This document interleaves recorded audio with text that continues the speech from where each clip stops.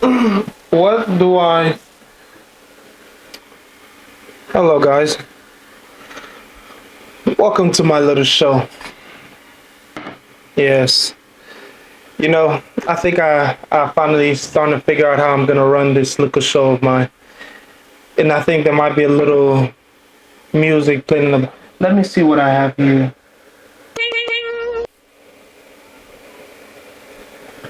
I'm going to probably edit that out later.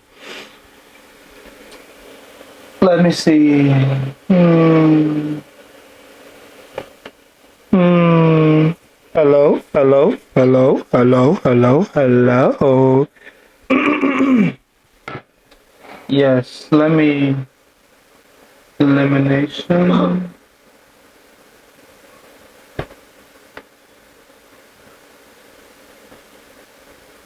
Let me see if I can eliminate. Okay, trouble base.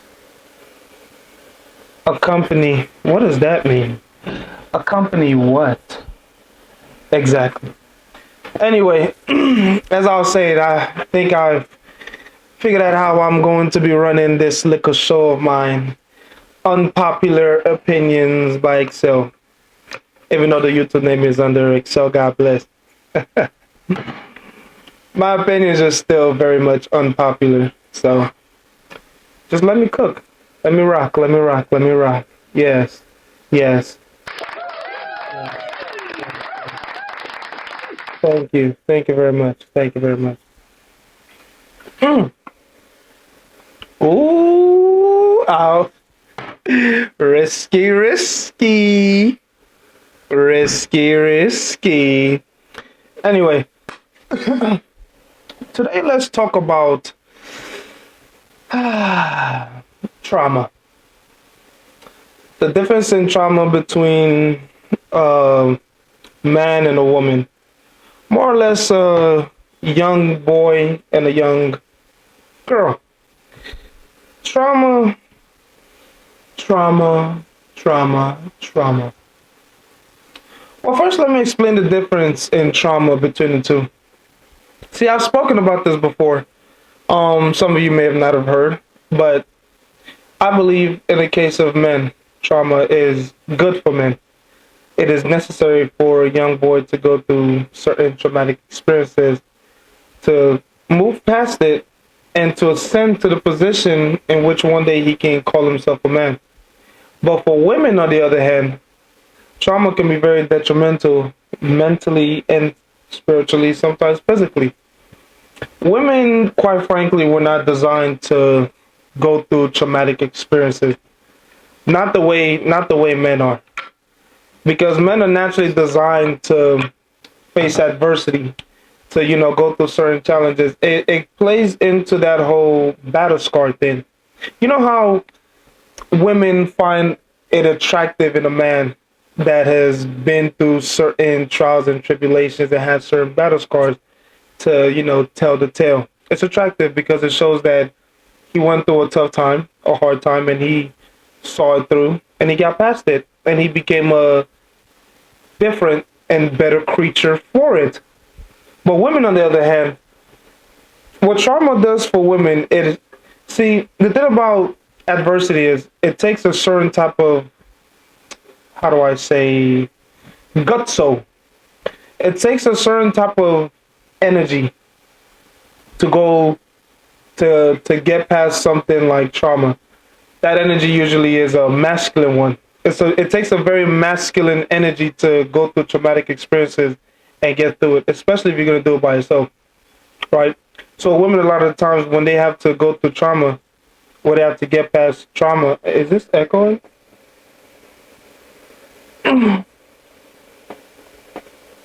Women, a lot of the time, when they have to go through traumatic experiences and get past it, they usually have to exert themselves in a very dominant role and position, a position of masculinity. That a lot of it's not a natural thing for a woman to be masculine, just like it's not a natural thing for a man to be feminine. There is polarity between the two genders in a sense where A woman is feminine by nature, naturally, if she allows herself to be, and a man is masculine, naturally, if he ascends to that position. But the thing about it is, the thing about trauma is, in order to get past trauma, what I've noticed is a lot of women have to put themselves in a very masculine position, a masculine light. It's very uncomfortable for women to do things like that, to be in a masculine role. That's why a lot of the times when a woman is in a relationship with a guy, and the guy is he's very feminine, he's not assertive, he's not dominant, he doesn't know how to take charge, take lead. She has to assert herself into that dominant role and dominate him. And a lot of the times, most of the time, 80+% of the time, the relationship ends with her breaking it off, because at some point she had, regardless of whatever feminism teaches women, telling them that they can be an independent, it's good for them to be independent, boss babe, blah, blah, blah, blah, blah. Well, at some point, women wise up, whether it's consciously or unconsciously, and realize, I am not supposed to be the dominant person in this relationship.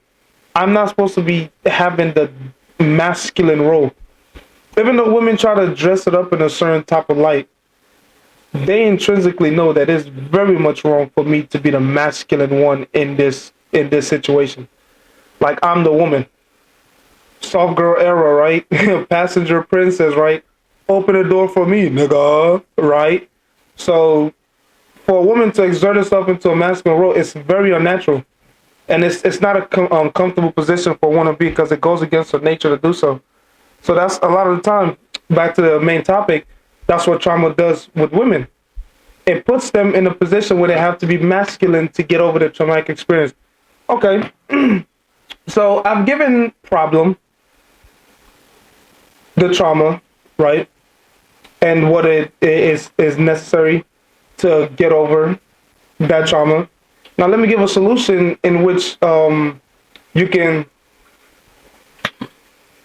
don't have to put yourself in a masculine position to get over trauma.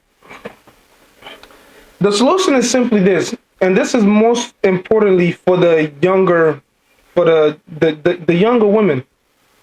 This message, this solution, this whole discussion is mainly for the young girls.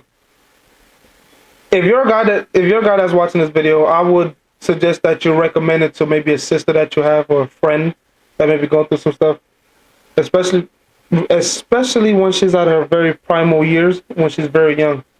This is very important. What you want to do as a young woman, or as a woman, period, is to avoid as much traumatic experiences as possible. Because I'm gonna keep it a stack. It's very easy to say, do not put yourself in a masculine position because women, people go through trauma. People already traumatized right now as I'm speaking this. It's very easy for me to say, don't put yourself in a masculine position, or don't exert yourself in a masculine way to get over your trauma. But it's easier said than done. It's very easy to say that, but it's very difficult to do. But like I said, what's necessary to get over adversity a lot of times is masculinity. It takes a very masculine presence and energy to get over adversity. And a lot of the times, the way a lot of women are able to get over their trauma is by having a masculine presence available, whether it's from a brother, a cousin, a father, a stepfather. Presence like that, good masculine presence, helps a lot of the times with women getting over traumatic experiences without being masculine themselves. Because what they do is they teach her, they instill in her that you're not alone for the most part. You're not alone. I'm here for you for whatever situation, whatever you need, right? And you don't have to pay me in anything.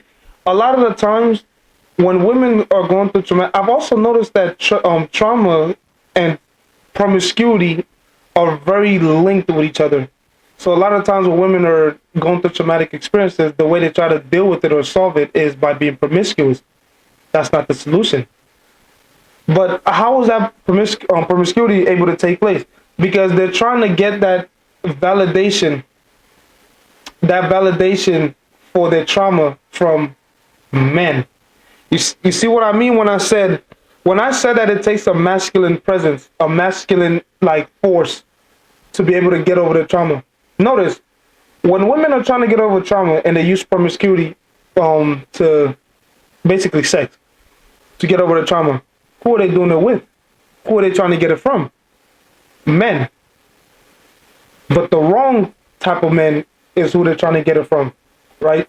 They get it from men that have ulterior motives, men that want to use them for their body for the most part, take advantage of that traumatic experience that they're going through.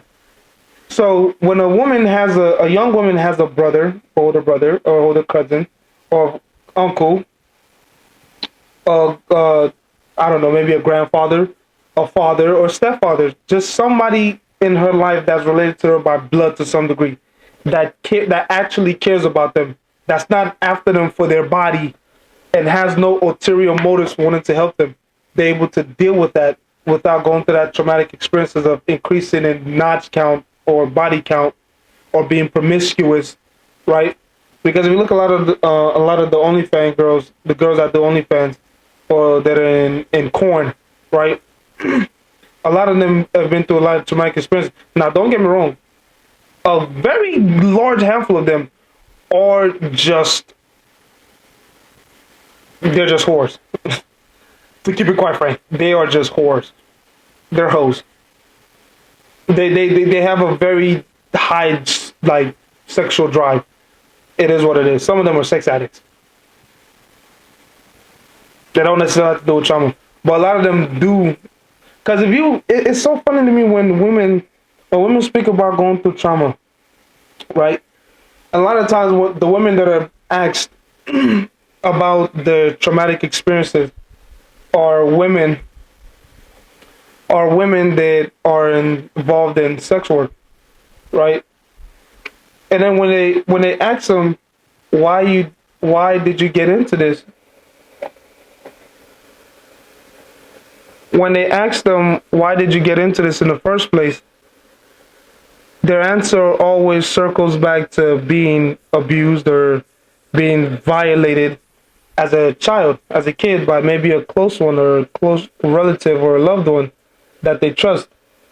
But my whole thing is, I'm listening to that, I'm thinking, how does an experience like this push you towards promiscuity? You would think if something like that was to happen to you, if it was truly traumatizing, experience, I would think that the idea of sex itself would be disgusting to you. Like, you would think, right? But I don't know. I'm not gonna act like I fully understand the motivation or the drive behind why they do that. But I do understand that it is being done. That promiscuity is very much linked and tied to trauma with women, because they're seeking, on some level, they're seeking validation from men, from the masculine presence, but they're seeking it from the wrong places.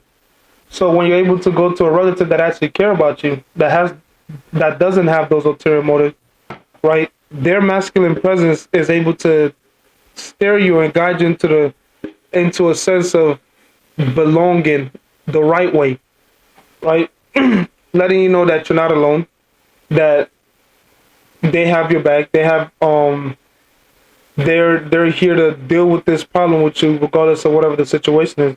They're there to be your rock, so to speak, right? They're there to be your rock, because women are very emotional, and sometimes can be a little unstable in their behaviors. It is what it is. But they're there to act as your rock, act as a safe haven, so to speak, sometimes. So, if at all possible, I would suggest avoid as much traumatic experiences as possible. Maintain your purity. Keep your body to yourself, right? Maintain. I cannot stress this enough. Maintain your purity as a woman. It is very important. I don't care what anybody says. They try to tell you, oh, it's okay to have fun and YOLO, you only live once. YOLO, you only die once. Yes, you only live once, but you also only die once. Remember that. When you're trying to have fun, when you're trying to go out there, have fun and party and smoke and drink, yes, you do only live once, but you also only die once. People always seem to forget that somehow. Somehow they always seem to forget that. They're able to say you only live once, but they forget that you only die once. You're not immortal. You're very much mortal. You are just a man. From dust you came in, from dust you shall return thither. Avoid as much trauma as possible. If you've already been through a high amount of trauma, it's very difficult because the masculine presence is very much absent in the households nowadays. It's hard to find that because yes, the men aren't being men, but the women aren't being women either. That's a whole nother topic that I can go into, but I want to stick to the point with the trauma. I highly suggest in a situation like that, because you can't get that external male validation from anyone outside of someone that you're related to. Not really. Maybe with a boyfriend, sure. But then again, I am not encouraging you whatsoever to go get a boyfriend, because the dream still exists, and those boyfriends will still try to sell that dream to get what they want. Your vagina. Men can get external male validation from different sources. They don't have to be related. It can be from a coach or a trainer, right? That masculine presence is just there. But it's not necessarily the same with a woman, because that personal trainer, I'm not questioning his motive. But a lot of the time the coach, especially if you're an attractive young woman, I do not trust that his intentions are going to be completely pure. So I wouldn't steer you toward that direction of going to a coach or I would just say you can find male role models, to not even role models, but just mentors, so to speak, online. Different people that have masculine presence that know things, that have knowledge to a degree. Digging your scriptures, the Bible. The Bible has saved many of souls. It's very much the same. Cling to God. God is referred to as a he. He's not a man, of course. But I mean, if you're looking for masculinity, it don't get any more masculine. I would say it don't get any more masculine than that. Cling to God. Scripture says, seek ye first the kingdom of heaven, and all these things will be added unto you. Seek God. Really seek God. Right? If you don't have that, regardless of whether you have that external male validation available from a sibling or a relative, I highly suggest that you do see God regardless, because he's ultimately going to, he's ultimately going to care for you with no ulterior motives, because what could you possibly offer God that he couldn't? He created you. What do you have to offer him? Nothing. Nothing but the soul that he gave to you. That's all you have. Nothing but the soul, literally nothing but the soul that he gave to you. Outside of that, what do you think God is going to want from your body? Your punani? No. Are you dumb? It's God. So, who better than he who created all things to lay your burden upon? He said, cast your burden on me. That I'll take care of them. Lean on me. So, that's my little tidbit about, traumatic experiences. But I mean, I don't know. Does my opinion matter? Does my opinion matter on the subject? Does it? I don't know. I'll very much say that I'm not really a type of person. I'm not really the type of person that really cling to things like, trauma and things like that to define my experiences. I don't think I can say that I've really been through any real trauma, like things that keep me up at night. The only thing that keep me up at night is just, procrastination and things of that nature, and just my thoughts, me just thinking a lot. I'm an overthinker. hey, but that's my burden to bear. But I wouldn't necessarily say that I'm like trauma is really something that I don't know. I honestly don't know. Because when I think about my past, to some it could be seen as trauma. If you really know my past, growing up in Nigeria, you some to some it might be seen as trauma. Some people might coincide with it as trauma and be like, "Oh damn, that was a really traumatic experience. How do you feel about it?" But me personally, I just it's just life. I'm not the type that like to play the victim. I don't care for playing the victim, right? Truly, I have found that I've never really been a victim in any case. In any the experience or situation that's happened in my life, I regret nothing because if not for the things that have happened to me so far, I wouldn't be where I am today. I wouldn't have the knowledge that I have, regardless of how little or limited it is so far today. So I don't know. Shout out to trauma for me, not for you, for me. But I don't know. I don't know if I can really say that. If I really see trauma as existing necessarily. I don't know. My mind just see things a little differently than other people. I guess I don't know. Perhaps, or maybe I'm just being delusional, and maybe I'm just deflecting. That's a possibility. You know, for the psychologists who want to psychoanalyze me, sure, perhaps, but I don't know. But yes, that's my little tidbit on the trauma. I hope this taught you something. Whoever's listening, I really do hope so. My reason and goal for this is to help as many people as possible because I've noticed that people are hurting. People really are hurting, and I don't like to see that. And some people would say that, oh, we're cooked as a generation, we're cooked as a people. Yeah, I'm not gonna lie. I kind of think the same thing too. But I also believe that there are some people that can be saved. Wherever pessimism exists, you also have to keep a slight hope, a slight tingle of optimism as well. You have to keep it alive. That optimism, as I just stated, is called hope. So I do have hope. I do have hope that this might reach somebody that needs it, and this might help somebody, and that certain people can still be salvaged. But yeah, if you guys enjoyed this video, you want more, you want to ask me questions, perhaps, or whatever, let's have a discussion. I don't know. Like, comment, subscribe. All my links will be down below. My Instagram, TikTok. I don't know why I keep trying to say Twitter.